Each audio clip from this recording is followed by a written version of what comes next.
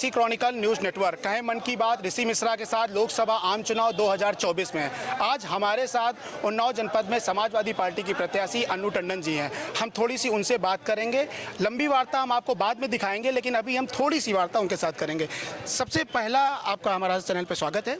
आपका प्रमुख मुद्दा क्या है इस बार चुनाव में? इस बार चुनाव में प्रमुख मुद्दा अगर आप बोलें तो बहुत सारे हैं, एक मुद्दा तो है नहीं। अगर किसान की बात करें, कि महिला की बात करें, कि बेरोज़गार युवाओं की बात करें, कि विकास की बात करें, कौन से मुद्दे पे मुख्य मुद्दा हो? 10 साल से जब कुछ नहीं हुआ तो मुद्दों की तो भरमार है। अब ये है कि हाँ, मैं जब सोचती हूँ तो कभी कभी ये लगता है कि मुझे एक महिला और गृहस्थी संभालने वाली की तरह सोचना पड़ेगा। चाहिए मुझको सब, जो हाथ लगे उठाओ। एक महत्वपूर्ण प्रश्न ये है, आपको इतना उन्नाव से प्रेम क्यों है? पैदा हुई हूँ, पढ़ी लिखी यही हूँ, घर है मेरा। कारपोरेट जगत में जुड़े होने के साथ साथ आप अगर चाहती तो उन्नाव जनपद के अलावा कहीं और पर भी अपना जीवन यापन कर सकती थी, लेकिन पिछले 10 सालों से सत्ता में ना होने के बाद भी आप लगातार उन्नाव में ही क्यों सक्रिय हैं?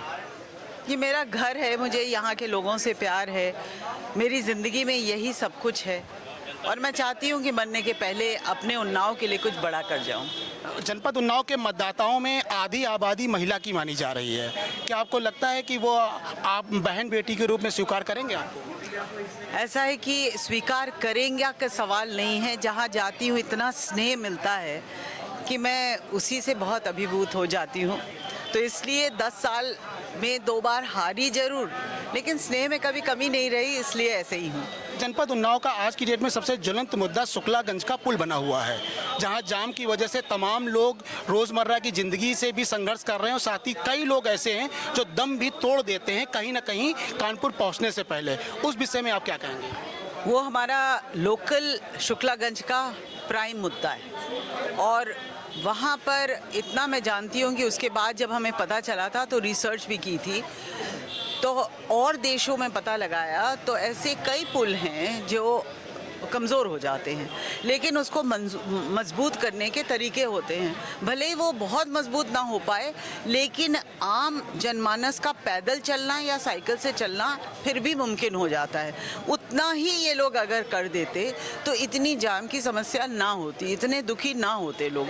और बगल में जब जान रहे हो आपकी इतने दिनों से ये परेशानी है, तो बगल में एक पुल बनने में कितना टाइम लगता था? इतनी बड़ी बड़ी बातें कर रहे हैं, एक पुल नहीं बना सकते थे? मोहान विधानसभा में अजगैन से मोहान मार्ग जाने में लगभग 19 किलोमीटर के बीच की एक दूरी है जो पूरी तरह से तब्दील गड्ढों में है, जहां कई सैकड़ा, अगर बात करें कई सैकड़ा तो नहीं, कई दर्जन लोगों की जानें जा चुकी हैं। एक महिला होने के नाते आपके मन में कभी संवेदना आई उनके लिए?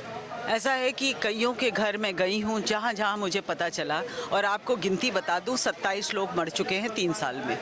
और उन गड्ढों की बात क्या करें, वहाँ नाव चलाओ तो चल जाए अगर पानी भर जाए। मगर दुर्भाग्य ये है कि कुछ नहीं सोचा गया, कुछ नहीं किया गया, लोग मरते चले जा रहे हैं। और ऐन चुनाव के पहले भूमि पूजन किया गया, पता लगाया तो अभी टेंडर भी नहीं हुआ था, तो किसकी आंख में धूल झोंक रहे थे। और अब चुनाव जब आ गया तब थोड़ी सी हल्की फुल्की वो डाल के पैचिंग टाइप करने की कोशिश की गई है। तो यही कह सकती हूँ हमारे उन्नाव का दुर्भाग्य। जिस उन्नाव जनपद में आज लोकसभा आम चुनाव 2024 में पूर्व में भी रहा है, वर्तमान में भी ज़्यादातर के चुनाव जाति समीकरण में बांटे जा रहे हैं, और जहां तक देखा जा रहा है कि आपके इर्द गिर्द या आपकी कमेटी में भी जाति समीकरण नहीं रखा गया, ऐसा क्यों? ऐसा है कि हम उन्नाव के लिए लड़ रहे हैं और मेरी एक जात है जिसके लिए मैं लड़ती हूँ और एक ही जात के लिए काम करती हूँ, और वो है उन्नाव की जात। धन्यवाद आपका, बहुत बहुत धन्यवाद।